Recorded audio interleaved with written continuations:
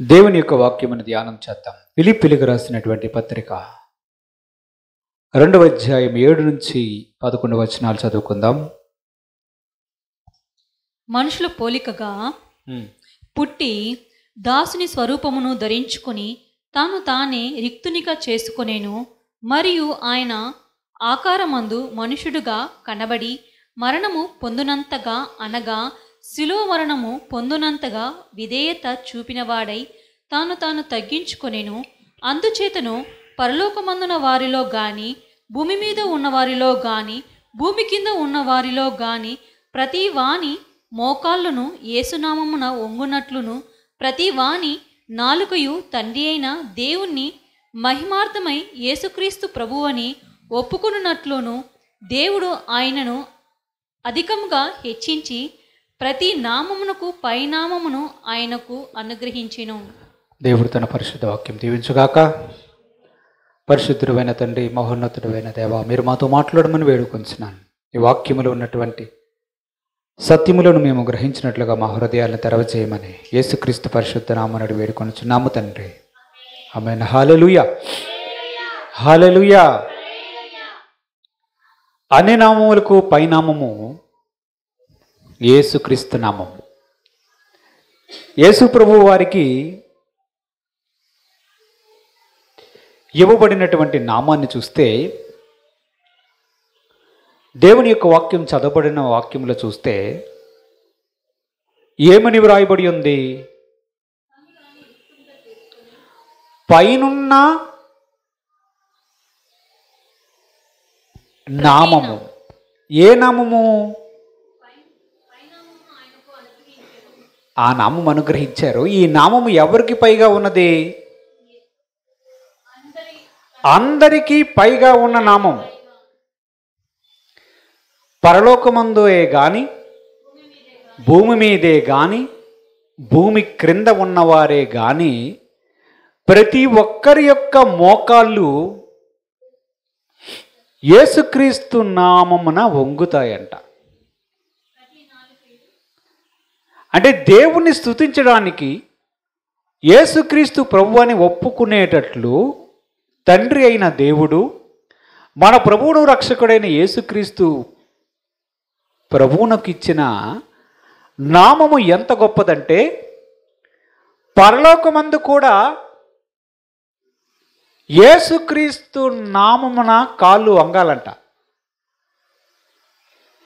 భూమి మీద ఉన్నవారు కూడా యేసుక్రీస్తు నామమున మోకరించాల్సిన పరిస్థితి వస్తుంది.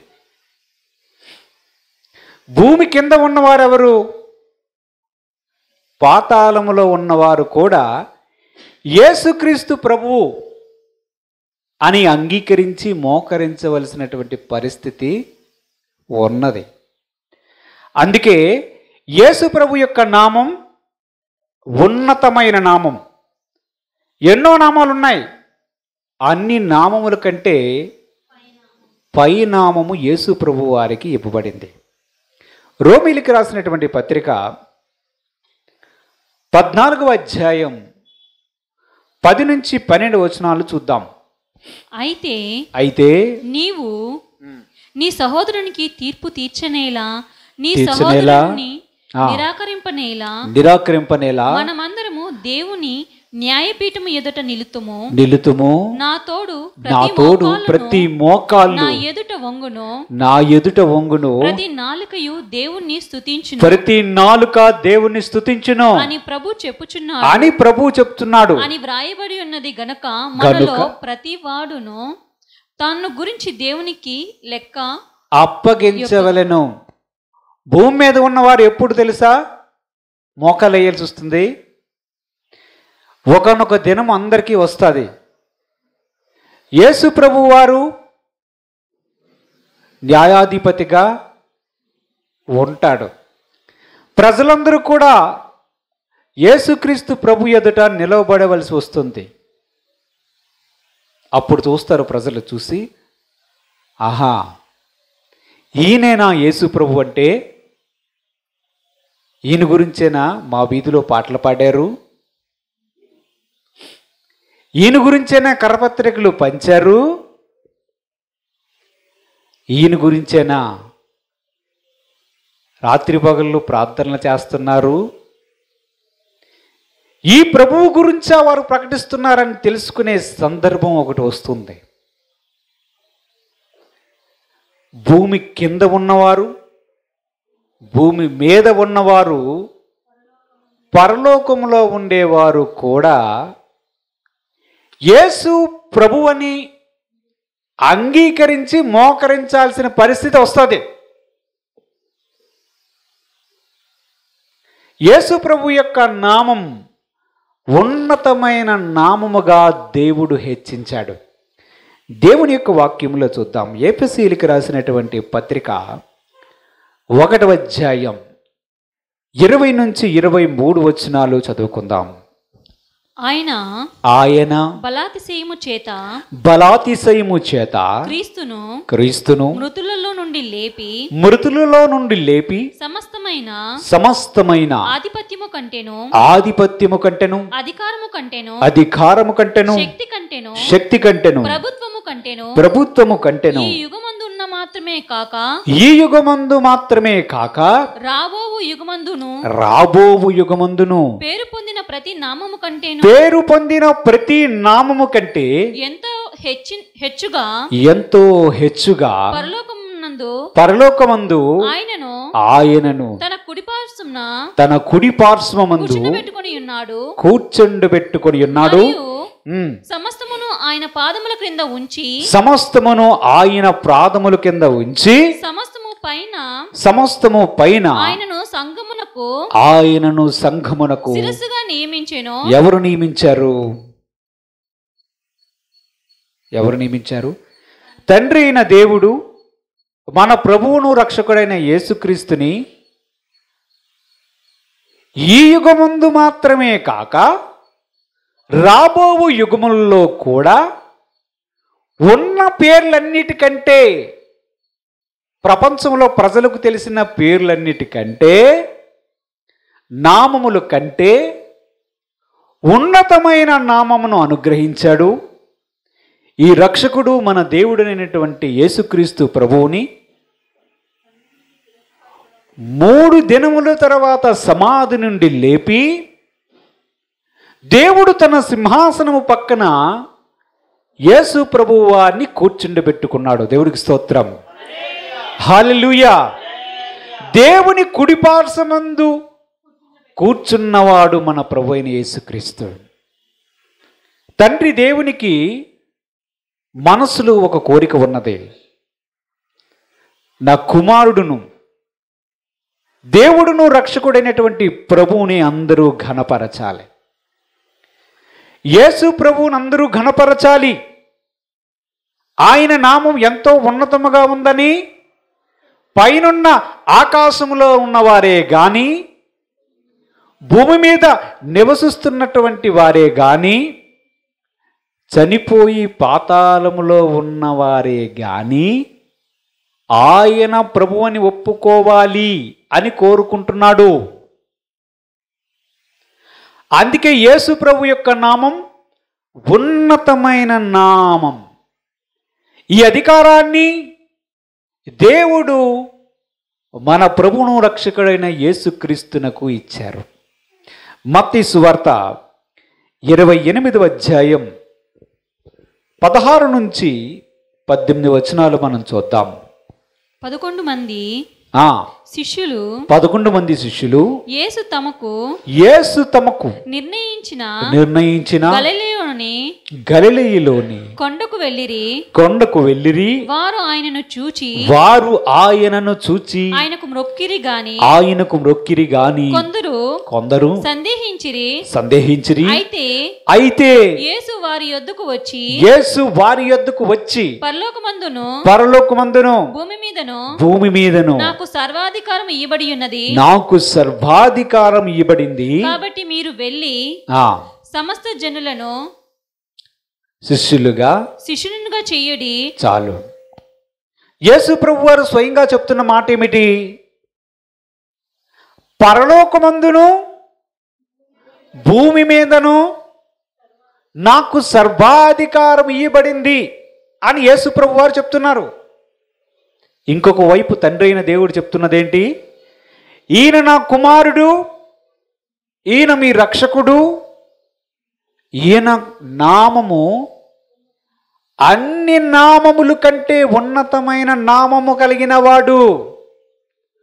పరలోకమందున్న వారులారా మోకరించండి. కమాన్.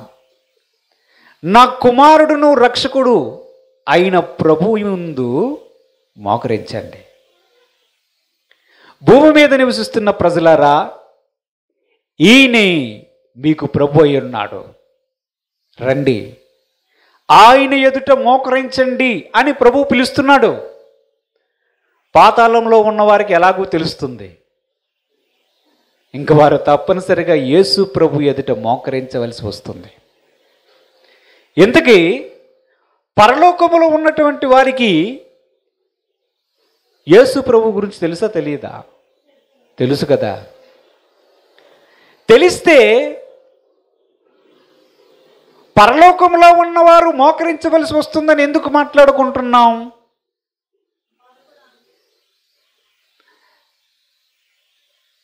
పరలోకంలో యేసు ప్రభు వారు తెలిసినప్పుడు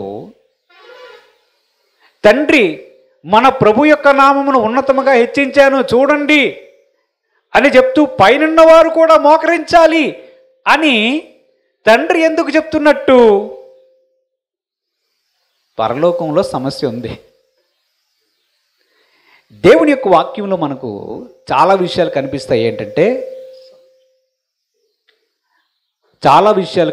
ఏమిటంటే దేవునికి శత్రువులు ఉన్నారు.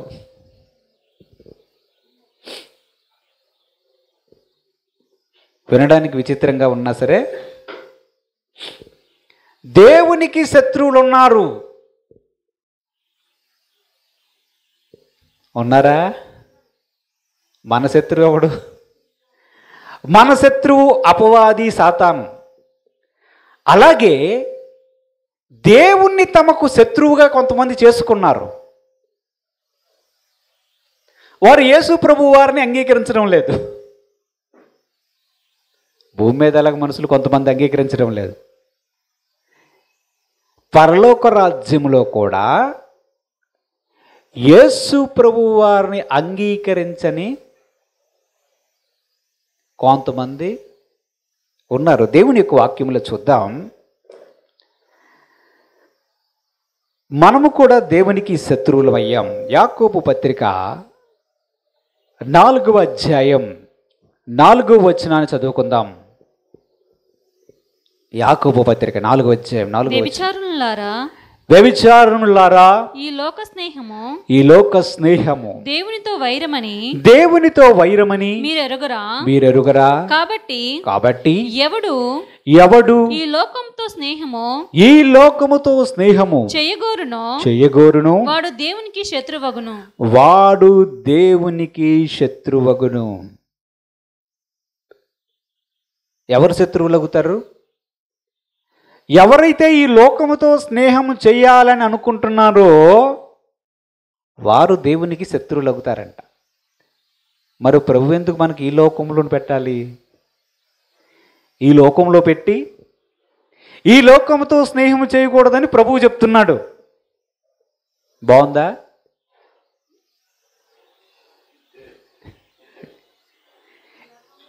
ఈ లోకంలోనే ఉండాలంట, కానీ దేవుణ్ణి ప్రేమించాలి, లోకాన్ని ప్రేమించకూడదు, లోకంతో స్నేహం చేయకూడదంట.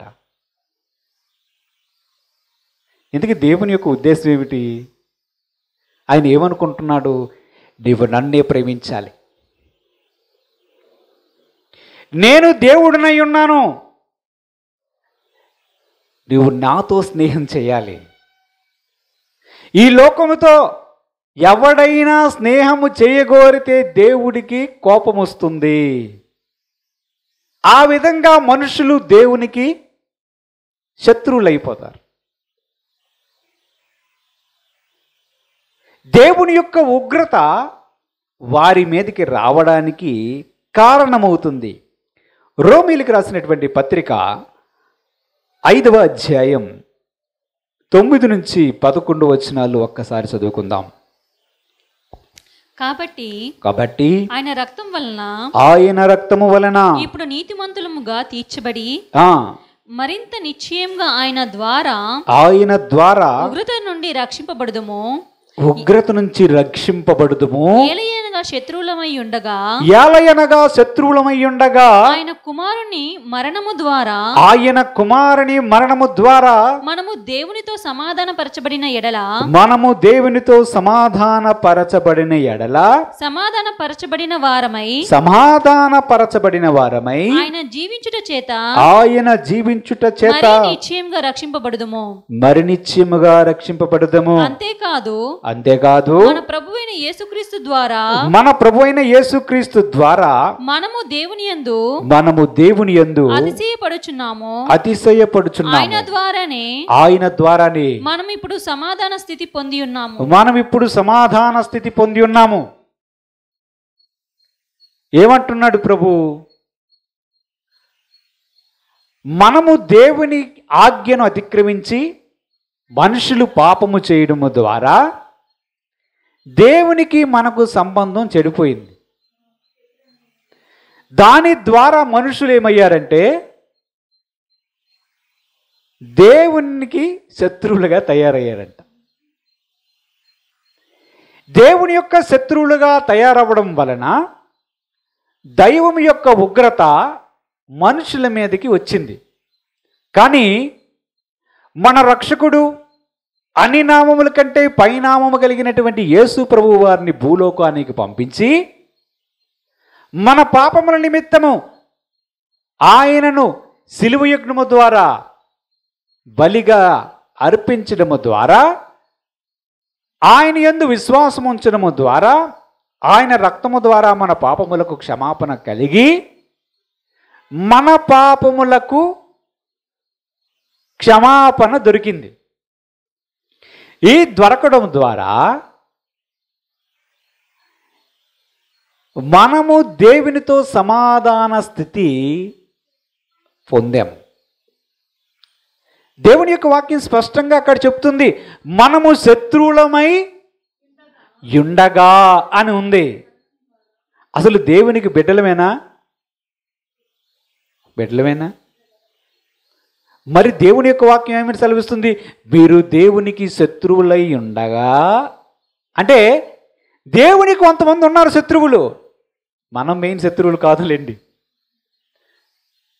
ప్రభు యొక్క వాక్యం సెలవిస్తుంది, యేసు ప్రభు వారి ద్వారా పరలోకముంద ఉన్న వాటిని అలాగే భూమి మీద ఉన్న వాటిని కూడా సమాధానపరుచుకోవాలని ఆయన అనుకుంటున్నాడంట. దేవుని యొక్క వాక్యంలో మనం చూద్దాం. కొలస్సీలకు రాసినటువంటి పత్రిక, కొలస్సీకి రాసినటువంటి పత్రిక 1వ అధ్యాయం 19-20 వచనాలు ఒక్కసారి చదువుకుందాం. ఆయన యందు సర్వ సంపూర్ణత నివసింపవలెననియు ఆయన శిలువ రక్తము చేత సంధి చేసి ఆయన ద్వారా సమస్తమును అవి భూలోకమందున్నవైనను, జాగ్రత్తగా వినండి, అవి భూలోకమందు ఉన్నవైనను పరలోకమందు ఉన్నవైనను వాటినన్నిటినీ ఆయన ద్వారా తనతో సమాధానపరచుకోవాలనని తండ్రి అభిష్టమాయెను. అది అంటే దేవునికి ఒక కోరిక ఉన్నది. వీళ్ళందరూ శత్రువులుగా ఉండడం నాకు ఇష్టం లేదు, నేను సమాధానపరుచుకోవాలని అనుకుంటున్నాడు. ఎవరు? మన తండ్రి అయిన దేవుడు. ఎవరి ద్వారా? మన ప్రభు అయిన యేసుక్రీస్తు ద్వారా సమాధానపరుచుకోవాలి అనుకుంటున్నాడు. మొదటిగా మన పరిస్థితి చూస్తే, భూమి మీద ఉన్నటువంటి మన పరిస్థితి చూస్తే, యేసుక్రీస్తు యొక్క శిలువ రక్తము ద్వారా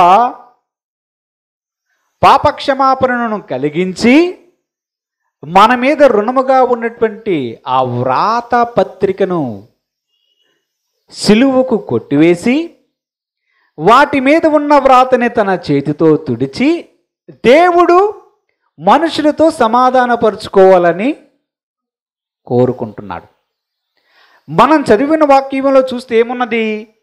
పరలోకంలో ఉన్న వాటిని కూడా ఆయన సమాధానపరుచుకోవాలనుకుంటున్నాడు.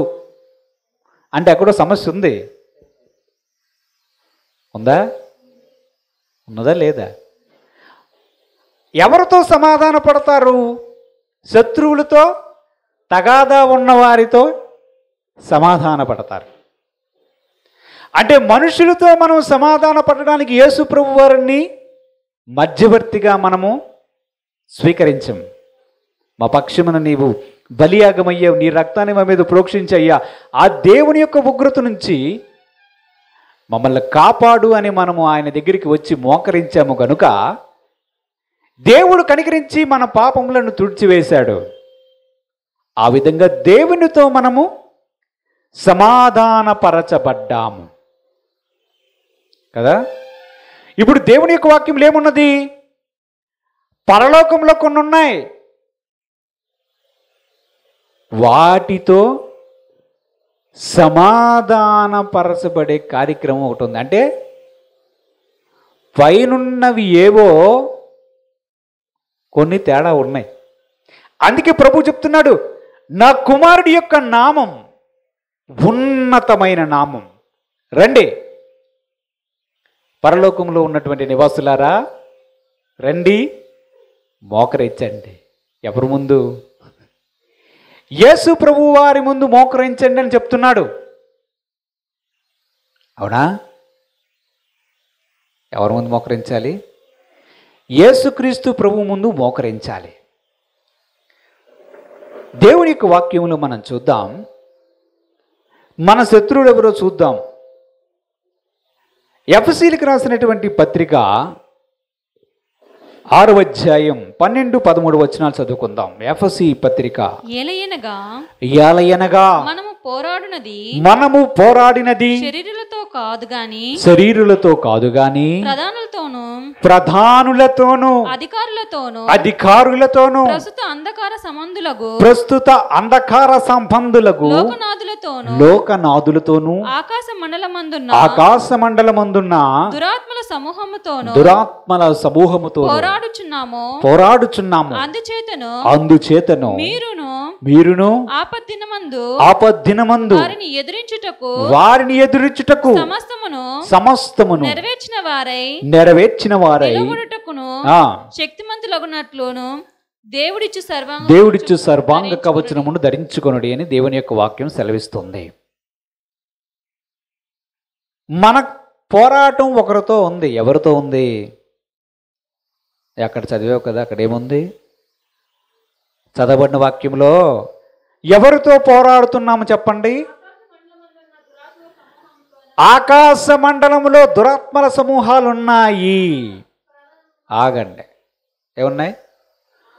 దురాత్మల సమూహాలు ఉన్నాయి. ఎక్కడ? ఆకాశ మండలములో దురాత్మల సమూహాలు ఉన్నాయి. వాటితో మనము పోరాడుతున్నాం. మనకు వాళ్ళకి ఏం చుట్టరికమా? మన బంధువులా, స్నేహితులా? ఇంతకుముందు ఎప్పుడైనా చూసారా? వాళ్ళకేంటి మనతో పగ? మనకేంటి వాళ్ళతోని? చెప్పండి. వారికి మనకు సంబంధం ఏమిటి? ఏమి లేదా? మరి ఏమి లేకపోతే నీ దగ్గరికి ఎందుకు వస్తున్నారు? వారితో పోరాడవలసి వస్తుంది. వీళ్ళు శత్రువులు. అంతేకాకుండా చెప్తున్నారు, ప్రధానులతోనూ అధికారులతోనూ ప్రస్తుత అంధకార సంబంధులకు లోకనాథులతోనూ పోరాడుతున్నామంట. వీళ్ళే కాకుండా కొంతమంది ఉన్నారు. ఎవరు? ప్రధానులు ఉన్నారంట. వినండి, ఎవరున్నారు? ఏ ప్రధాని? మన ప్రధానులు కాదమ్మా, దేశ ప్రధానులు కాదు వీరు. వీళ్ళు శరీరులు కాదు. వీరు శరీరులు కాదు.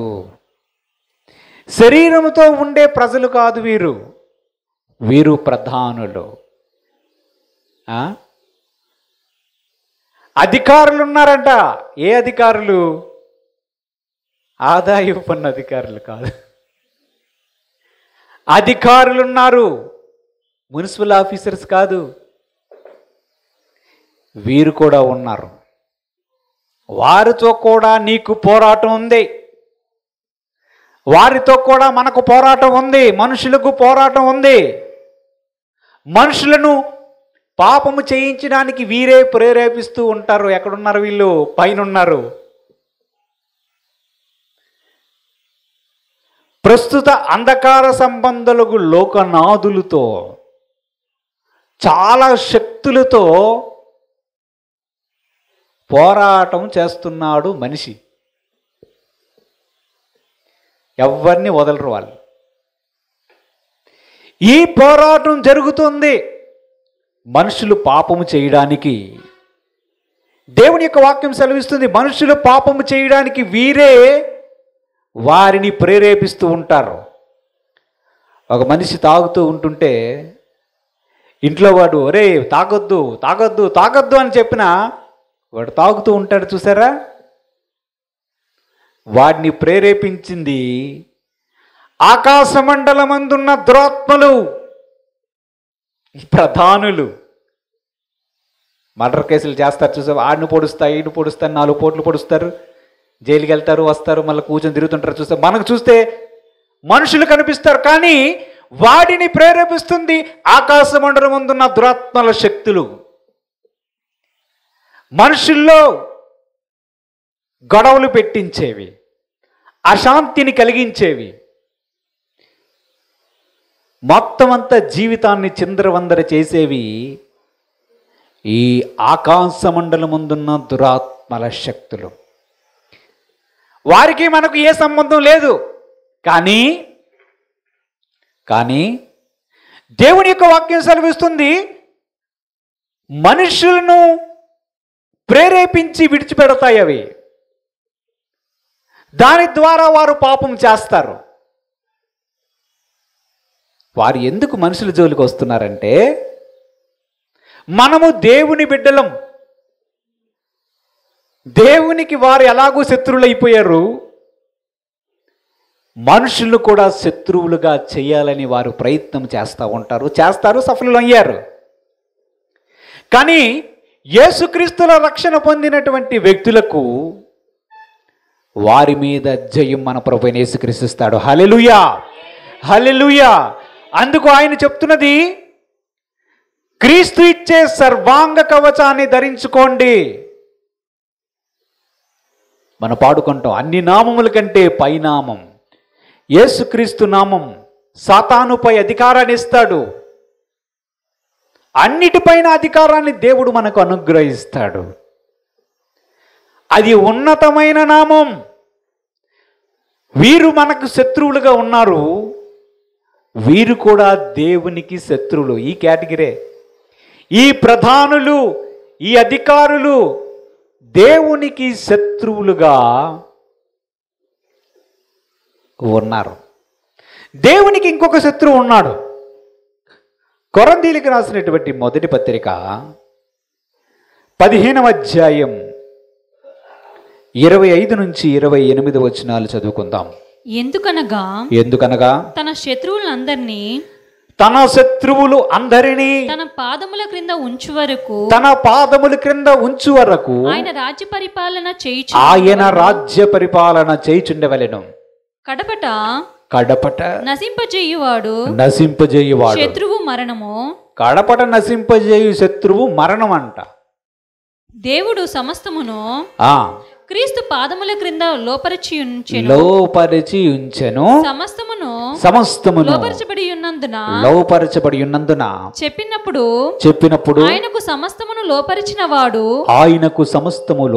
వాడు తప్ప సమస్తమును లోపరచబడి ఉన్నందున సంగతి విషాదమే. దాని అర్థం ఏమిటి? యేసు ప్రభువు వారికి దేవుడిస్తున్నటువంటి ఒక మాట అక్కడ చూడండి జాగ్రత్తగా. కుమారుడా, నీవు వచ్చి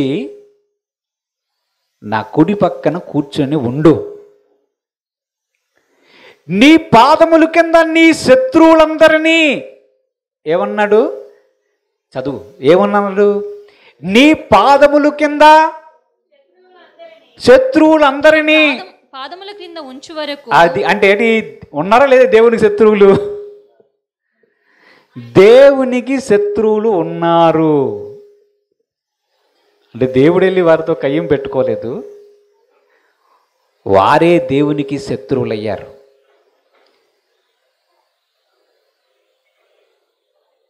యేసు ప్రభువారి యొక్క పాదముల కింద శత్రువులందరినీ కూడా ఉంచాలి అనుకుంటున్నాడు. ఎవరు? తండ్రి అయిన దేవుడు. కుమారుడా, నువ్వు నా కుడి పక్క నుంచి కూర్చో, నీ పాదాలు క్రింద మన ఇద్దరికి శత్రువులు ఉన్నారే వారందరినీ పెడతా, అంతవరకు నువ్వు ఇక్కడ కూర్చో. ఉన్నారా లేదా? శత్రువులు ఉన్నారు. పాదముల కింద సమస్తమును లోపరిచిన వాడు తండ్రి అయిన దేవుడే. కుమారుడు ఇప్పుడు ఏం చేస్తాడంటే పరిపాలన చేస్తా ఉన్నాడు. ఒక్కడు మిగిలిపోయాడు. ఎవడు తెలుసా? అబ్రహమా? అపవాద దేవుడికి స్తోత్రం, హల్లెలూయా. కడపట నశింపజేయు శత్రువు ఒక్కడున్నాడు, వాడి పేరు మరణం. మరణము ద్వారా మనుషులకు దాస్యత్వం ఉన్నది. అసలు మనుషులు భయపడేది అన్నిటికీ ఏంటంటే మరణమే. చచ్చిపోతారంటే ఎక్కడ లేనంత భయం వస్తుంది. మరణ దాస్యములో ఉన్న వారిని విడిపించుటకు కుమారుడు రక్తమాంసములు గలవాడై మన మధ్యలోనికి రావలసి వచ్చిందని వాక్యం చదువుకున్నాం. ఆ మరణాన్ని కూడా జయించాడు మన ప్రభువైన యేసుక్రీస్తు. కానీ ఇంకా ఈ మరణం అనేది లోకములో ఏలుతుందా లేదా? ఏలుతుందా లేదా? మనం చనిపోతామా? క్రైస్తవులు అయినందుకు చనిపోతామా? చనిపోమా? చనిపోతాం. ప్రపంచంలో ఉన్న మిగతా సహోదరులు కూడా చనిపోతారా? చనిపోరా? మన చుట్టుపక్కల ఉన్నవాళ్ళు అందరూ చనిపోతారు. అందరినీ మరణం ఏలుతుంది. ఎందుకంటే పాపం వారి జీవితంలోనికి ఆదాము అనే ఒక మనుషుల ద్వారా ప్రవేశించింది. ఆ మరణ దాస్యం నుంచి విడిపించడానికి యేసుక్రీస్తు ప్రభువారు ఈ లోకంలోనికి వచ్చాడు. ఆయన కల్వరి శిలువలో ప్రాణత్యాగము చేసి సర్వమానవాళి కొరకు రక్తాన్ని చిందించాడు. ఆ చిందించబడినటువంటి రక్తము అతి పరిశుద్ధమైనది, నిష్కలంకమైనది. ఆ నిష్కలంకమైనటువంటి పరిశుద్ధమైన రక్తము ద్వారా మానవుల పాపములకు విమోచన ఉన్నది. వాటి ద్వారా మరణము నుంచి ఒక వ్యక్తి తప్పించుకోవడం అనేది జరుగుతుంది. రెండవ మరణం అనేది ఒకటి ఉన్నది. ఆ రెండవ మరణం నుంచి తప్పించుకోవడానికి యేసు ప్రభువుని ఆశ్రయిస్తే తప్పించుకోవచ్చు. అందుకే ప్రభువు చెప్తున్నాడు, నా కుమారుని యొక్క నామము అన్ని నామముల కంటే పైనామముగా ఉంచాను. మనుషులరా చూడండి, యేసుక్రీస్తు నామం మీ మధ్యలోనికి ప్రకటించబడుతున్నది. ఇది మత ప్రచారం కాదు.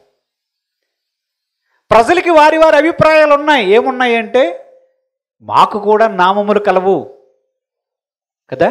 దేవుని యొక్క వాక్యములో మనం చూస్తే కొరింథీయులకు రాసినటువంటి మొదటి పత్రిక 8వ అధ్యాయం 5 నుంచి 7 వచనాలు చదువుకుందాం. 5 నుంచి 7 వచనాలు. కొరింథీయులకు రాసినటువంటి మొదటి పత్రిక. దేవతలు అనబడిన వారును ప్రభువులు అనబడిన వారును అనేకులు ఉన్నారు. ఆకాశమందైనను, అది వినండి, ఎక్కడ? ఆకాశమందైనను భూమి మీదైనను దేవతలు అనబడినవి ఉన్నవి. మనకు ఒక్కడే దేవుడు. ఆయన తండ్రి ఆయన తండ్రి ఆయన నుండి సమస్తమును కలిగెను. ఆయన నుండి సమస్తము కలిగెను. ఆయన నిమిత్తము మనమున్నాము. ఆయన నిమిత్తం మనం ఉన్నాము. మరియు మనకు ప్రభువు ఒకడే. మరియు మనకు ప్రభు ఒక్కడే. ఆయన యేసుక్రీస్తు. ఆయన యేసుక్రీస్తు. ఆయన ద్వారా సమస్తము కలిగెను. సమస్తము కలిగెను. మనము ఆయన ద్వారా కలిగిన వారు. మనము ఆయన ద్వారా కలిగిన వారు. దేవుడికి స్తోత్రం. హల్లెలూయా. దేవుని యొక్క వాక్యం సెలవిస్తుంది, దేవతలు అనే బడవారు ఉన్నారు అని వాక్యం చెప్తుంది. ప్రభువులు అనే బడవారు కూడా ఉన్నారు. అంటే ఎలాగ పిలుస్తాం వాళ్ళని? పేరు ఉంటుందా ఉండదా? ఉంది, వారికి పేర్లు ఉన్నాయి. అర్థమవుతుందా లేదా? దేవతలు అనేబడవారే ఉన్నారు. ఆకాశమందు భూమి మీద దేవతలనబడిన వారు, ప్రభువులనబడిన వారు, వారికి పేర్లు కలిగిన వారు ఉన్నారు. అయితే దేవుని యొక్క వాక్యం సెలవిస్తుంది, వారికి ఉన్న నామము కంటే అత్యున్నతమైనటువంటి నామము దేవుడు యేసుక్రీస్తు ప్రభువునకు అనుగ్రహించాడు. దేవుడికి స్తోత్రం. హల్లెలూయా. ఆయన చెప్తున్నాడు, అసలు మిమ్మల్ని సృష్టించింది తండ్రి అయిన దేవుడు. మనకు దేవుడు ఒక్కడే. అనేక మంది ప్రభువులు ఉండొచ్చు, కానీ ఒక్కడే ప్రభువు, మన ప్రభు అయిన యేసుక్రీస్తు. హల్లెలూయా. ఈయన ద్వారా మనుషులకు రక్షణ ఉన్నది. ఇది మనుషులు తెలుసుకోవాలి. ఏమన్నది? ఓ, అనేక నామాలు ఉన్నాయన్నమాట. లేకపోతే ఆయన ఎందుకు చెప్తారు అన్ని నామముల కంటే అనే ఎందుకు చెప్పాలి?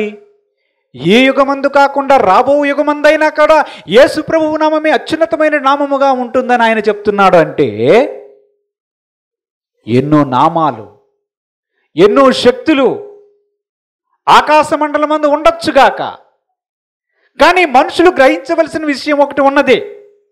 అది ఏమిటంటే, ఈ నామాలు కాదు, మీరు తెలుసుకోవలసినటువంటి నామము, అత్యున్నతమైన నామం ఒకటి ఉన్నది. ఆ నామము గురించి మీరు తెలుసుకోవాలి.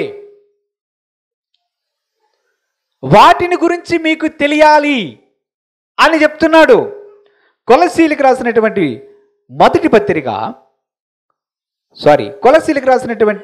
పత్రిక మొదటి అధ్యాయం 15-17 వచనాలు చదువుకుందాం. 15 నుంచి 17 వచనాలు. ఆయన అదృశ్య దేవుని స్వరూపి అయి సర్వ సృష్టికి ఆది సంభూతుడై ఉన్నాడు. ఎలయనగా ఆకాశమందున్నవియు భూమియందున్నవియు దృశ్యమైనవి గాని అదృశ్యమైనవి గాని అవి సింహాసనములైనను ప్రభుత్వములైనను ప్రధానులైనను అధికారులైనను సర్వమును ఆయన యందు సృజించబడెను. సర్వమును ఆయన ద్వారా ఆయనను బట్టి సృజింపబడెను. అది ఆయన అన్నిటికంటే ముందుగా ఉన్నవాడు ఆయనే సమస్తమునకు ఆధారభూతుడు. ఇప్పుడు ఏం చెప్తున్నాడు దేవుడు? ఏం చెప్తున్నాడు? ఆ ప్రధానులు ఉన్నారే, ఆ అధికారులు ఉన్నారే, ఆ పడిపోయిన దేవదూతలు ఉన్నారే, ఆకాశ మండలం ముందు పరలోకం నుంచి తోయబడిన వారు ఉన్నారే, వారికి కూడా పేర్లున్నాయి. వారు కూడా మహిమ గల వ్యక్తులే, వారికి కూడా పేర్లున్నాయి. వారు కూడా అధికారులే, వారు కూడా ప్రధానులే, వారికి కూడా కొంత శక్తి సామర్థ్యాలు ఉన్నాయి. వాటిని ప్రజలు ఆశ్రయిస్తున్నారు. వాటిని వెంబడిస్తూ యేసు ప్రభువు నామం కంటే ఈ నామములో కూడా మాకు ప్రయోజనం కలుగుతుంది కదా, మరలా యేసు ప్రభు యొక్క నామం మాకెందుకు అనుకోవద్దు. ప్రభువు చెప్తున్నాడు, యేసు ప్రభువు వారి ద్వారానే ఇవన్నీ సృజించబడ్డాయి. వీటన్నిటికి సృష్టికర్త యేసు ప్రభువు వారే. దేనికి సృష్టించాడు? ఈ ప్రధానులు ఎందుకు, ఈ అధికారులు ఎందుకు, వీరందరూ సృష్టించడం ఎందుకు? ఎందుకంటే ఆయనకి చాలా ప్రపంచాలు ఉన్నాయి. ఈ ప్రపంచమే కాదు, చాలా ప్రపంచాలు ఉన్నాయి. వాటన్నిటినీ పరిపాలన చేస్తుంటాడు మన రాజు. రాజులకు రాజు, ప్రభువులకు ప్రభు. ప్రభువులకు ప్రభు అంటే ఏంటి? ఇంకా ప్రభువులు ఉన్నారు. రాజులకు రాజు అంటే రాజు ఉన్నవారి కంటే ఉన్నతమైన రాజు ఉన్నాడు. ఆయనే మన ప్రభు అయిన దేవుడు. వారిని నేను వేరే పని కొరకు నియమించాను, సృష్టించాను. ఎవరి ద్వారా? కుమారుడైన యేసుక్రీస్తు ద్వారా. కుమారుడైన యేసుక్రీస్తు ద్వారా వచ్చిన వారు వీరందరూ వచ్చి ఏయ్ నువ్వు మాకొద్దు అని యేసు ప్రభువు మీద తిరుగుబాటు చేశారు. దేవుని కోపం రాదా? దేవునికి ఆ విధంగా శత్రువులయ్యారు. యేసు ప్రభువుని అంగీకరించిన వాడు తండ్రిని అంగీకరించలేడు. నా కుమారుని ఘనపరచాలి మీరు. పరలోకంలో ఉన్న సమస్య ఇదే. అందుకే వాళ్ళందరినీ కిందకి నెట్టాడు. వారికి కూడా పేర్లున్నాయి, వారు కూడా ప్రభువులై ఉన్నారు. దేవతలు అనబడిన వారు అనేక మంది ఉన్నారు. కానీ ప్రభు యొక్క అభీష్టం ఏమిటంటే, తండ్రి యొక్క అభీష్టం ఏమిటంటే పరలోకంలో ఉన్న విషయాలు కూడా సమాధానపరచాలి. భూమి మీద ఉన్నటువంటి విషయాలు కూడా సమాధానపరచాలి. అది యేసు ప్రభు వారి ద్వారా సమాధానపరచాలని ప్రభువు నిర్ణయించాడు. దానికోసం యేసు ప్రభు వారిని ఈ భూలోకానికి పంపించాడు. వీరందరూ సృష్టించబడినటువంటి వ్యక్తులుగా ఉన్నారు. చూద్దాం దేవుని యొక్క వాక్యములో యోహాను సువార్త 1వ అధ్యాయం 1 నుంచి 3 వచనాలు చదువుకుందాం. యోహాను సువార్త ఆదియందు వాక్యముండెను, వాక్యము దేవుని యొద్ద ఉండెను, వాక్యము దేవుని యొద్ద ఉండెను, వాక్యము దేవుడై ఉండెను, వాక్యము దేవుడై ఉండెను, ఆయన ఆదియందు దేవుని యొద్ద ఉండెను, ఆయన ఆదియందు దేవుని యొద్ద ఉండెను, సమస్తమును ఆయన మూలముగా కలిగెను, సమస్తమును ఆయన మూలముగా కలిగెను, కలిగి ఉన్నది ఏదియు ఆయన లేకుండా కలగలేదు, ఆయన లేకుండా కలగలేదు. దేవుడు క్లియర్ గా చెప్తున్నాడు ఒకే ఒక మాట. ఈ ప్రపంచములో కంటితో చూస్తున్నవైనా, దృశ్యమైనవైనను అదృశ్యమైనవి అయినను, ప్రభుత్వములైనను అధికారములైనను ప్రధానులైనను, అంటే శరీర సంబంధమైన ప్రధానులు కాదు, శరీర సంబంధమైన అధికారము గురించి మాట్లాడడం లేదు. కంటికి కనిపించని ప్రధానులు ఉన్నారు, అధికారులు ఉన్నారా లేదా? అవన్నీ ఆయన మూలముగా, ఎవరి మూలముగా సృష్టించబడ్డాయి? యేసుక్రీస్తు ద్వారా సృష్టించబడ్డాయి. భూమికి పునాది వేసింది ప్రభువే, ఆకాశ వైశాల్యములను నిర్మించినది ప్రభువే. ఆయన చెప్తాడు, నేను పిలిస్తే అవన్నీ వచ్చి నా దగ్గరికి వచ్చి నిలుస్తాయి. అంతే కదా? హల్లెలూయా. ఆదికాండం 1వ అధ్యాయం 7వ వచనం చూద్దాం. ఆదికాండం 1వ అధ్యాయం.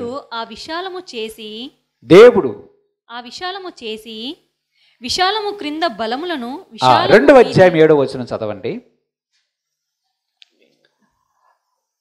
ఆదికాండం 2వ అధ్యాయం 7వ వచనం. దేవుడైన యెహోవా నేలమట్టితో నరుణ్ణి నిర్మించి వాని నాసికారంధ్రములలో జీవవాయువును ఊదగా హల్లెలూయా, నరుడు జీవాత్మాయను. మనుషును సృష్టించినది ఎవరని దేవుని యొక్క వాక్యం సెలవిస్తుంది? ప్రభువైన దేవుడే సృష్టించాడు, నిర్మించాడు. నేలమంటితో మనిషిని నిర్మించి వాని నాసికారంధ్రములో ఊదాడు.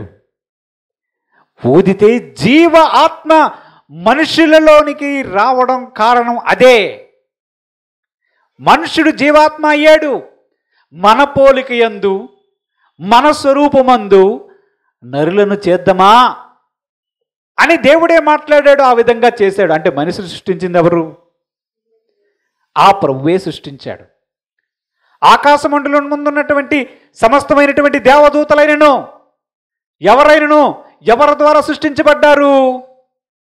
ఎవరి ద్వారా క్రీస్తు ద్వారా సృష్టించబడ్డారు. ఎవరి కోసం సృష్టించబడ్డారు? ఆయన కొరకే సృష్టించబడ్డారు. కానీ వారు దేవుని మీద తిరుగుబాటు చేశారు, ఆయనకు శత్రువులయ్యారు. మనం కూడా తక్కువేం చేయలేదు. మనము ఏదెను తోటలో ఆదాము గారు చేసినటువంటి తిరుగుబాటు కారణముగా మనము కూడా పాపము చేసి దైవోగ్రతకు పాత్రులమయ్యాము. మనం కూడా దేవునికి శత్రువులయ్యాము. ఆ శత్రువుల కేటగిరీలో మనం కూడా ఉన్నాం. దేవుడు చూస్తున్నాడు ఆకాశం నుంచి, ఈ మనుషులను చూస్తే వీరు శత్రువులయ్యారు. దానికి ముందు ఈ కొంతమంది, అందరూ ప్రధానులు కాదు, కొంతమంది ప్రధానులు, అధికారులు, అంధకార సంబంధమైనటువంటి లోకనాథులు, వారు కూడా దేవుని మీద తిరుగుబాటు చేశారు. ప్రభు చెప్తున్నాడు, నా కుమారుని నామము అత్యున్నతమైన నామం, ఈ నామానికి మించిన నామం లేదు. మనుషులు తెలుసుకోవాల్సిన విషయం ఏమిటంటే, ఈ ప్రపంచములో అనేకమైన నామాలు ఉన్నాయి. అవి మీరు కోరుకున్న వాటిని మీకు అనుగ్రహిస్తాయి. అనుగ్రహించవని చెప్పడానికి కూడా లేదు, కానీ రక్షణ మాత్రం అనుగ్రహించలేము. ఐగుప్తు దేశములో మోషే కర్ర పట్టుకొని వెళ్ళినప్పుడు మోషే యొక్క కర్ర పామాయింది ఫరో ఎదుట. ఐగుప్త శకునగాండ్రు మాంత్రికులు ఆ విధంగా చేశారా లేదా? మరి ఆ శక్తి ఎక్కడది? ఆ శక్తులు ఎక్కడవి? వారు కూడా కొన్ని నామములను ఆశ్రయించారు. వాటికి ఉన్నటువంటి శక్తుల ప్రకారం వారు కూడా సూచక క్రియలు, అద్భుతములు చేయగలిగారు. ప్రభు ప్రజలకు తెలియజేస్తున్నటువంటి సువార్త ఏమిటంటే, ప్రజలారా, దేవుని యొక్క వాక్యంలో చూస్తే బాగుంటుంది. అపోస్తుల కార్యం 4వ అధ్యాయం 12వ వచనం చదువుదాం. మరి ఎవని వలనైనను రక్షణ కలుగదు. ఏ నామమునే మనము రక్షణ పొందవలెను గాని ఆకాశము క్రింద మనుషులలో ఇయ్యబడిన మరి ఏ నామమున రక్షణ పొందలేమనెను. మరి ఏ నామమున రక్షణ పొందలేము? ఆ నామాలు మనుషులకు ఏవో కొన్ని సహాయాలు చేసి ఉండొచ్చుగాక, కానీ రక్షణ పొందాలంటే మాత్రం, మనిషికి మోక్షము రావాలంటే మాత్రం ఒకే ఒక మార్గం, యేసుక్రీస్తు యొక్క నామం. దేవుడికి స్తోత్రం కలుగునుగాక. హల్లెలూయా. ఎందుకంటే ప్రభువు చెప్తున్నాడు, ఆకాశము కింద ఉన్నటువంటి ఏ నామం వల్ల కూడా మనుషులకు మోక్షము కలగదు. ఈ చూస్తున్న విషయాలు కానీ, మనుషులు కానీ, ప్రధానులు కానీ, అధికారులు కానీ, ఆకాశ మండలం ముందు ఉన్నటువంటి దేవతలను బడినవి కానీ ఉన్నాయి. వాటన్నిటినీ ప్రభువు తన పని కోసం నిర్మించుకున్నాడు, కానీ అవి తిరుగుబాటు చేశాయి. దేవుని యొక్క వాక్యం సెలవిస్తుంది. అపోస్తుల కార్యం 10వ అధ్యాయం 42, 43 వచనాలు చదువుకుందాం. ఇదియుగాక దేవుడు సజీవులకును మృతులకును న్యాయాధిపతినిగా నియమించినవాడు ఈయనే అని ప్రజలకు ప్రకటించి దృఢ సాక్ష్యం ఇయ్యవలెనని మాకు ఆజ్ఞాపించెను. ఆయన యందు విశ్వాసముంచువాడు ఎవడో ఆయన ఆయన నామమున మూలముగా పాపక్షమాపణ పొందునని ప్రవక్తలందరూ ఆయన గూర్చి సాక్ష్యమిచ్చుచున్నారు. హల్లెలూయా. ఏమని చెప్తున్నాడు దేవుని సేవకుడు? ఏం చెప్తున్నాడు? ఏం చెప్పాడు?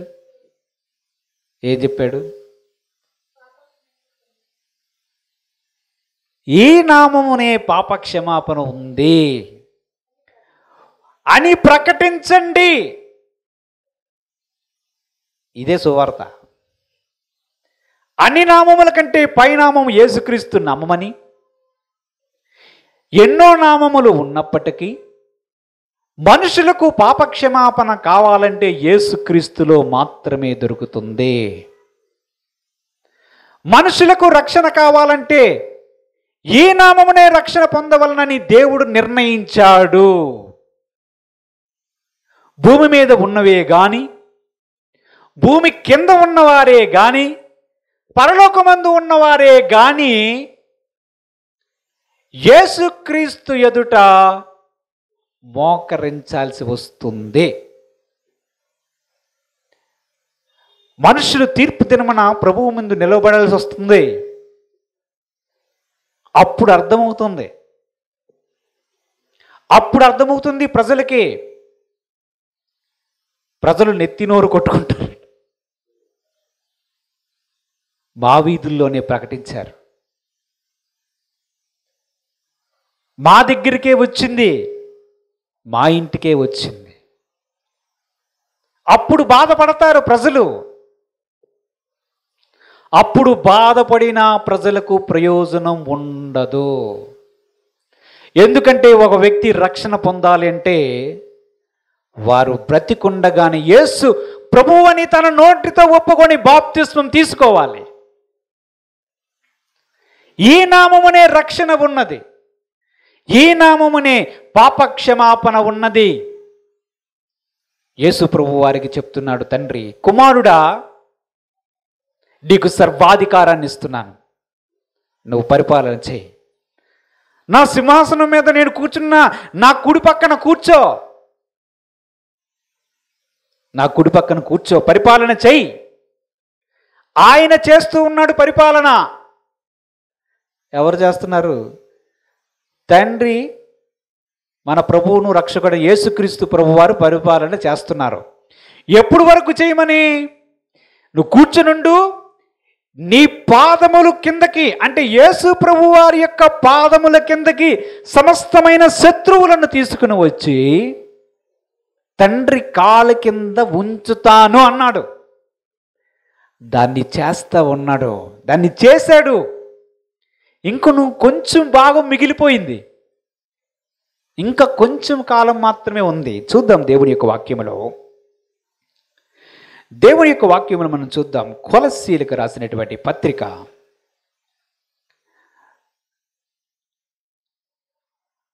2వ అధ్యాయం 13 నుంచి 15 వచనాలు ఒకసారి చదువుకుందాం.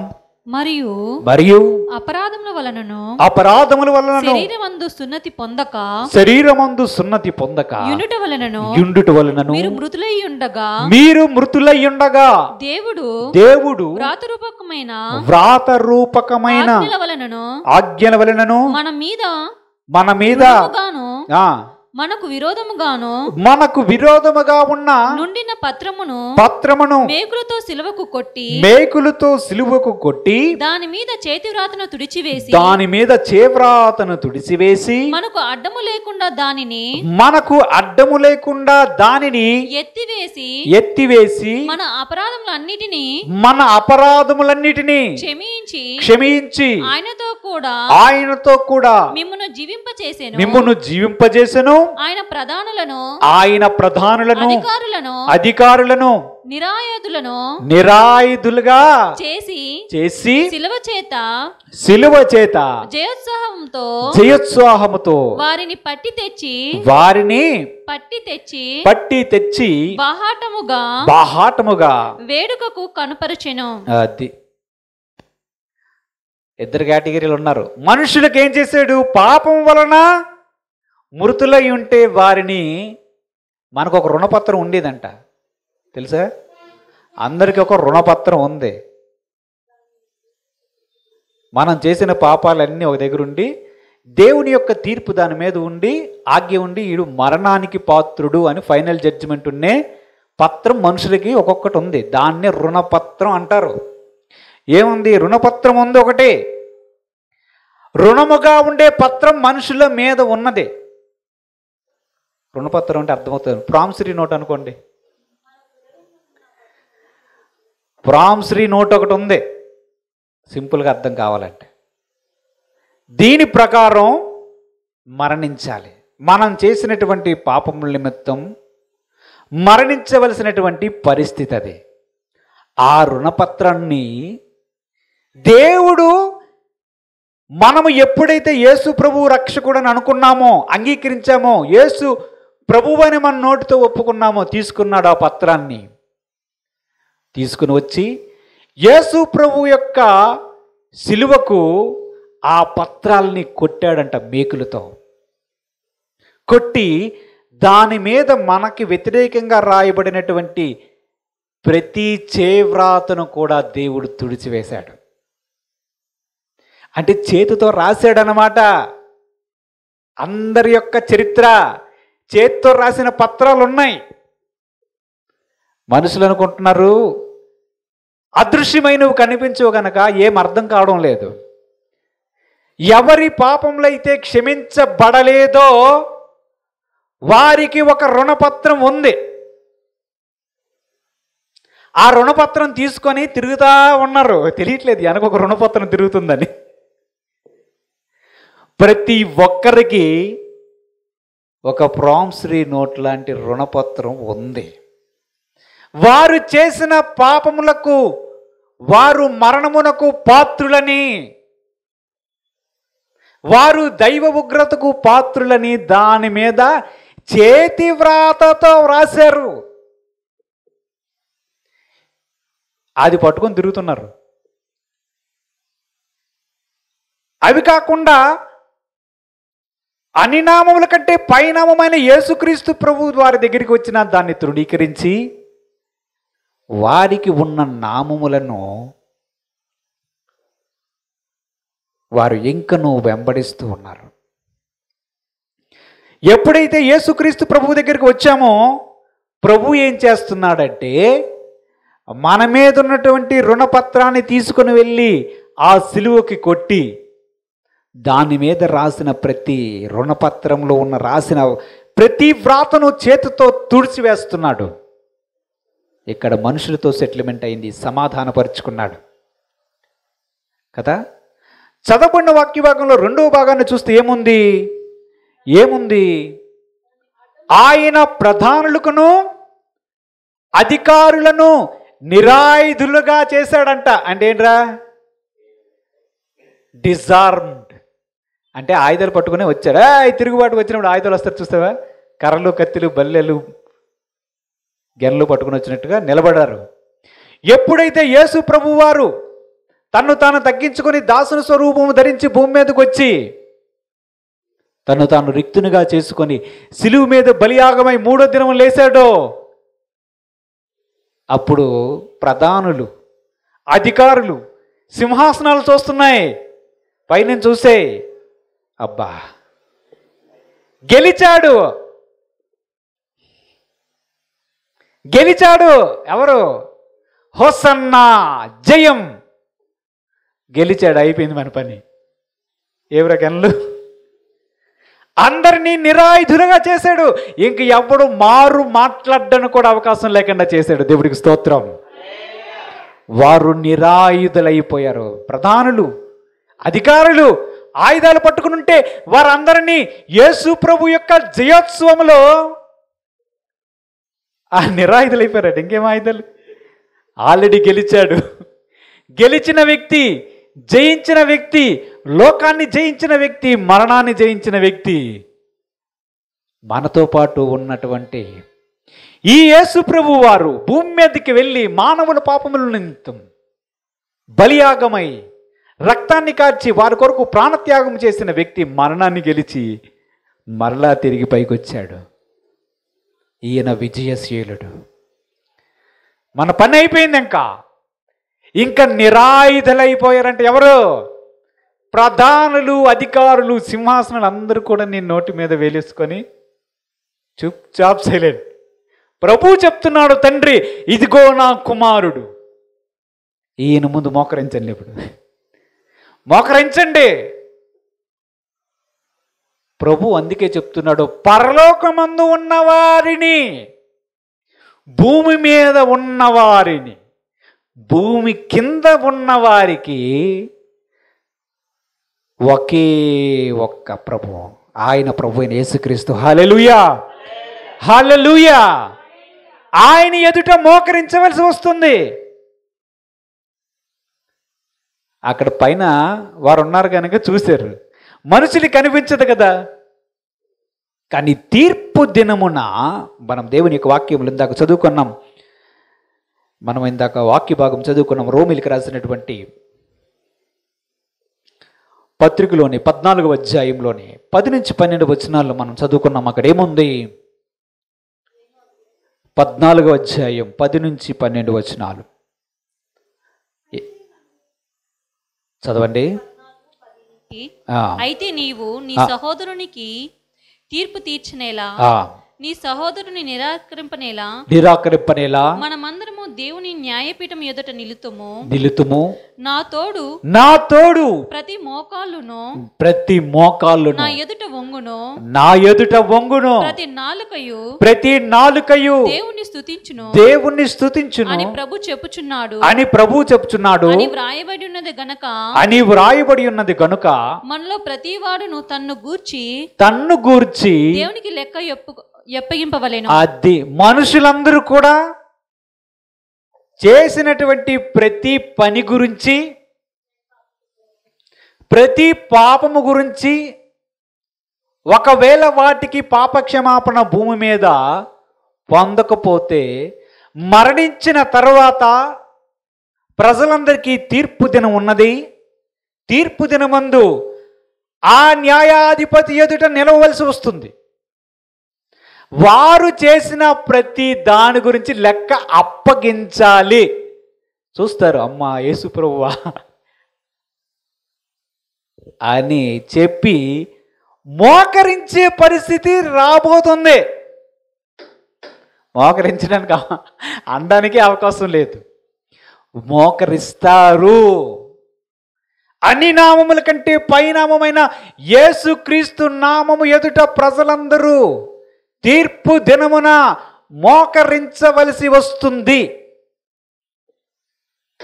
అప్పుడు ఏం చేస్తాం? ఏమీ చేయడానికి ఉండదు. యేసు ప్రభువని ఆ అత్యున్నతమైన నామమని అదేదో నోటితో ఇప్పుడు ఒప్పుకొని, ఈ యేసు ప్రభువునందు నిత్య జీవం ఉన్నదని, ఈ యేసు ప్రభువులో పాపక్షమాపణ ఉన్నదని ఇప్పుడే ఒప్పుకుంటే ఆ తెప్పలు తప్పుతాయి. ప్రభు యొక్క వాక్యం సెలవిస్తుంది. ఎఫెసీయులకు రాసినటువంటి పత్రిక 3వ అధ్యాయం 8 నుంచి 11 వచనాల వరకు చదువుకుందాం. దేవుడు మన ప్రభువైన క్రీస్తు యేసునందు చేసిన నిత్య సంకల్పము చొప్పున పరలోకములో ప్రధానులకును అధికారులకును సంఘము ద్వారా తన యొక్క నానా విధమైన జ్ఞానమును ఇప్పుడు తెలియబడవలనని ఉద్దేశించి శోధింప సఖ్యము కాని క్రీస్తు ఐశ్వర్యమును అన్యజనులలో ప్రకటించుటకును సమస్తమును సృష్టించిన దేవుని యందు పూర్వకాలము నుండి మరుగై ఉన్న ఆ మర్మమును గూర్చిన ఏర్పాటు ఎట్టిదో అందరికీ తేటపరచుటకును పరిశుద్ధులందరిలో అత్యల్పుడునైన నాకు ఈ కృప అనుగ్రహించబడెను. అపోస్తలుడైన పౌలు గారి ద్వారా దేవుడు పలికిస్తున్నటువంటి మాట చూడండి. పరలోకములో ఉన్న ప్రధానులకు, ఇంకెవరికి? అధికారులకి సంఘము ద్వారా దేవుని యొక్క జ్ఞానాన్ని బయలుపరచాలనుకుంటున్నాడట. అంటే ఏం చేస్తాం మనం? దేవుని యొక్క జ్ఞానం ఏమై ఉన్నదో మనము సంఘముగా పరలోకానికి వెళ్ళిన తర్వాత అక్కడున్న అధికారులకు, అక్కడున్న ప్రధానులకు మనం వివరిస్తామంట. అదే అది. ఆ మర్మాన్ని, ఆ జ్ఞానాన్ని వివరించే పని సంఘమునకు దేవుడు ఇచ్చాడు. అంటే ఎవరికి అర్థం కావడం లేదన్నమాట ప్రజలకు. ఇంకా సిలువ చేత జయోత్సవం చేసినటువంటి ఆ ప్రభువును చూసి ఎవరైతే తిరుగుబాటు చేశారో వారు నిరాయుధులైపోయారు. మనం ఓడిపోయాం అనుకున్నారు. ఇంకను యేసుక్రీస్తు పాదముల కింద శత్రువులు రావలసిన వారు ఉన్నారా? ఇంకొకడు ఉన్నాడని చెప్పుకున్నాం. వాడి పేరేం పేరు? మరణం.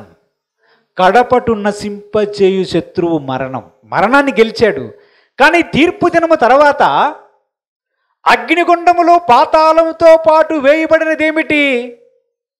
మరణం. మరణమును, పాతాళ లోకమును ఆ అగ్నిగుండములో వేయబడుతుంది. ఇది రెండవ మరణం. దేవుని యొక్క వాక్యములో మనం చూస్తే కొరింథీయులకు రాసినటువంటి మొదటి పత్రిక 15వ అధ్యాయం 23 నుంచి 28 వచనం చదువుకుందాం. ప్రతివాడును తన తన వరుసలోనే బ్రతికింపబడును. ప్రథమ ఫలమును క్రీస్తు. తర్వాత క్రీస్తు వచ్చినప్పుడు, చూడండి ఇక్కడ జాగ్రత్తగా, తర్వాత క్రీస్తు వచ్చినప్పుడు ఆయన వారు బ్రతికింపబడుదురు. అటు తరువాత ఆయన సమస్తమైన ఆధిపత్యమును సమస్తమైన అధికారమును బలమును కొట్టివేసి తన తండ్రి అయిన దేవునికి రాజ్యము అప్పగించును. అప్పుడు అంతము వచ్చును. అది ఏం చేస్తాడు ప్రభువు రెండవసారి రాబోతున్నాడు. రెండవ రాకడ జరగబోతుంది. వచ్చినప్పుడు మృతులు పునరుత్థానము జరుగుతుంది. చనిపోయిన వారు, ఆయన యందు విశ్వాసం ఉంచిన వారు తిరిగి లేపబడతారు మహిమ శరీరాలతో. ఆయన వచ్చినప్పుడు ప్రభు చేస్తున్నటువంటి పని ఏమిటంటే, అంతవరకు ఉన్నటువంటి అధికారాలు, ఆధిపత్యాలు, సమస్తమైనటువంటి బలాన్ని కొట్టివేస్తాడా? ఎవరు వీళ్ళు? ఈ ఆధిపత్యములేమిటి, ఈ బలాలేమిటి, ఈ రాజ్యములేమిటి? వీటికి ఇన్ఛార్జీలు ఎవరు?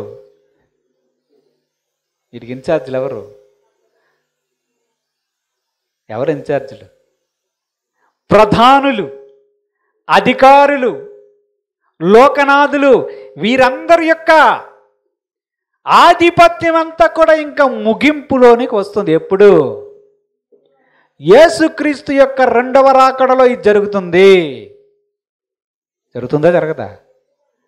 అంటే మొత్తానికి దేవుడు ఒక పెద్ద ప్లానే వేశాడు. పరలోకంలో కూడా కొన్ని మ్యాటర్స్ సెటిల్ చేయాలి, భూమి మీద కూడా కొన్ని సెటిల్ చేయాలి.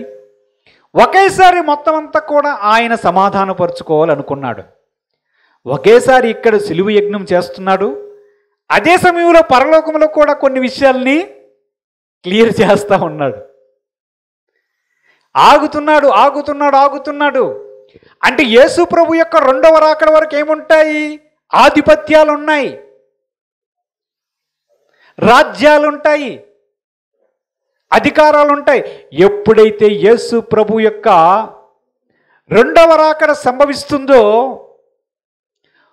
మొదటి పునరుత్థానం జరుగుతుందో, అప్పుడు మొత్తం కూడా దేవుడు మన ప్రభు అయిన యేసుక్రీస్తు వాటన్నిటినీ కొట్టివేస్తాడు. ఇంతకీ మన సాతాను గారికి ఉన్న పేరేంటో తెలుసా? చివరిగా చూద్దాం యోహాను సువార్త. యోహాను సువార్త 12:32. నేను భూమి మీద నుండి ఆ పైకెత్తబడిన ఎడల పైకెత్తబడిన ఎడల అందరినీ నా యొద్దకు ఆకర్షించుకొందునని చెప్పెను. దాని ముందు వచ్చినవేముంది? 12:32. ఈ లోకాధికారి ఇప్పుడు ఈ లోకమునకు తీర్పు చదవండి. ఈ లోకాధికారి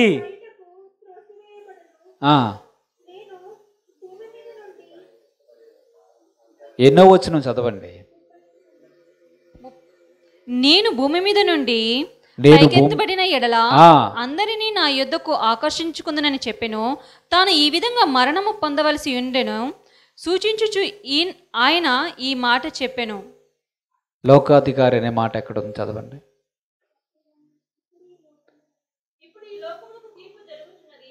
చదవండి. ఇప్పుడు ఈ లోకమునకు తీర్పు జరుగుతున్నది. ఇప్పుడు ఈ లోకాధికారి బయటకు త్రోసివేయబడెను. ఈ లోకాధికారి ఆయన పేరేంటి? Officer of this world. English అంటే ఈ లోకానికి అధికారి ఉన్నాడు. ఈ లోకం ఎంత పెద్దది? ఈ లోకానికి అధికారి ఎవరంటే అపవాది. చూసారా? ఈ అధికారాలు, ఈ ఆధిపత్యాలు, సింహాసనాలు అన్నీ ఎగిరిపోతాయి. ఎప్పుడు? యేసు ప్రభు యొక్క రెండవ రాకడలో. అప్పుడు రాజ్యం ఏం చేస్తాడు? కొరింథీయులకు రాసిన పత్రికలో మనం ఏం చదువుకున్నాం? 15వ అధ్యాయంలో దేవునికి ఈ రాజ్యాన్ని అప్పగించేస్తాడు. ఎవరు అప్పగిస్తారు? అటు తర్వాత ఆయన సమస్తమైన ఆధిపత్యమును కొట్టివేసి తన తండ్రి అయిన దేవునికి రాజ్యమును అప్పగించును. అంతము వచ్చును. అటు తర్వాత అంతం వచ్చును. చాలు. అంటే ఏంటి? యేసు ప్రభు వచ్చిన తర్వాత వీటన్నిటిని కొట్టివేసి ఈ రాజ్యమునంతటిని తీసుకొని వెళ్ళి దేవుని రాజ్యాన్ని చేస్తాడు. ఎవరు చేస్తారు? మన ప్రభు అయిన యేసుక్రీస్తు చేస్తాడు. అంతవరకు ఈయన పరిపాలన చేస్తాడు. నువ్వు కూర్చో, కాలు కింద అన్నీ ఉంచుతానని చెప్పి మొత్తం అంతటిని ఉంచి, ఇప్పుడు మనం చదువుకున్న వాక్య భాగాలన్నీ చూస్తే మనకేమర్థమవుతుందంటే ప్రధానులు, అధికారులు ఉన్నారు. వారి యొక్క తిరుగుబాటు అనేది ఉన్నది. వాటిని సమాధానపరచాలి అనుకుంటున్నాడు. వారిని నిరాయుధులుగా చేశాడు. ఉన్నటువంటి అధికారాలన్నింటినీ కూడా ఆయన రెండవ రాకడలో వచ్చి మొత్తం అంతా కొట్టివేస్తాడు. పైనున్నవారే కానీ, భూమి మీద ఉన్నవారే కానీ, భూమి కింద ఉన్నవారే కానీ అందరూ కూడా యేసు ప్రభు ఎదుట మోకరించవలసినటువంటి పరిస్థితిని దేవుడు తీసుకొని వచ్చాడు. అన్ని నామముల కంటే పైనామం యేసు నామం. ఈ నామములోనే రక్షణ ఉన్నది. ఈ నామములోనే పాప క్షమాపణ ఉన్నది. ఈ నామమే ప్రజలందరికీ కూడా మోక్ష మార్గం. దేవుడు తన పరిశుద్ధ వాక్యం దీవించుగాక. ప్రార్థన చేద్దాం. పరిశుద్ధుడైన తండ్రి, అన్ని నామముల కంటే పైనామము కలిగినటువంటి దేవుడు తండ్రి, నీ యొక్క కృపచేతన ప్రభువా మా మీద రుణముగా ఉన్నటువంటి చేవ్రాతను తుడిచివేశావు తండ్రి. మీకు వందనాలయ్యా. మేము మరణమునకు పాత్రులమై ఉండగా, మేము ఇంకను శత్రువులమై ఉండగా, కేవలం నీ కృపచేత మా ప్రభువును రక్షకుడైన యేసుక్రీస్తు ద్వారా మాకు రక్షణ భాగ్యం అనుగ్రహించావు. వందనాలు. మరణం వరకు నమ్మకం ఉండే కృప దయచేయండి. మీ రాజ్యంలో చేరే కృప దయచేయండి. ప్రధానులకును, అధికారులకును సంఘము ద్వారా జ్ఞానమును బోధించే పరిస్థితులు భవిష్యత్తులో మేము చూడబోతున్నాం. అందుని బట్టి మీకు వందనాలు. నీ అనంతమైనటువంటి ప్రణాళికను బట్టి, నిత్యమైనటువంటి సంకల్పాన్ని బట్టి మీకు వందనాలయ్యా. ఏ యోగ్యత లేని వారము, ఏమీ తెలియని వారము, ఏ జ్ఞానము లేని వారము ప్రభువా, ఆయనను కేవలం నీ యొక్క కృపచేతను ప్రభువా, నీ ఉచితమైన ప్రేమ చేతను మమ్మల్ని నీతో సమాధానపరుచుకున్నట్టుకు నీ కుమారుడైన యేసుక్రీస్తు ప్రభువుని ప్రభువా మా కొరకు రక్షకునిగా అనుగ్రహించారు. మీకు వందనాలు. ఈ రక్షణ భాగ్యాన్ని బట్టి మీకు స్తోత్రాలు, స్తుతులు చెల్లిస్తూ యేసుక్రీస్తు పరిశుద్ధ నామమున ప్రార్థిస్తున్నాము తండ్రి. ఆమేన్. హల్లెలూయా.